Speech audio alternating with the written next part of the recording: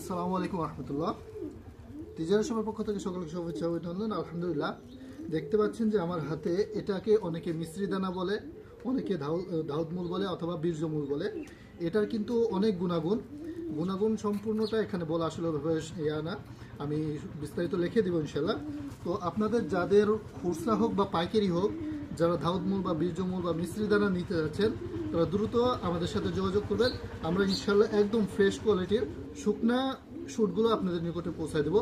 এখানে ভেজাল হওয়ার কোনো সম্ভাবনাই নাই, কেননা এটা শুকনা শ্যুটগুলো আপনারা পেয়ে যাচ্ছেন। আর যদি পাউডার হতো, পাউডার হলে হয়তো বা আপনারা মনে করতে পারতেন যে এর সাথে হয়তো বা কোনো কিছু মিক্স করা আছে, কিন্তু এই চিন্তা আপনাদের মাথায় আনতে হবে না, কেননা একদম শুকনো শ্যুটগুলো আপনাদের হাতের নিকটে পৌঁছে যাচ্ছে। আপনারা এটা চেক করবেন, চেক করে যদি আপনাদের পছন্দ হয় এটা গ্রহণ করবেন।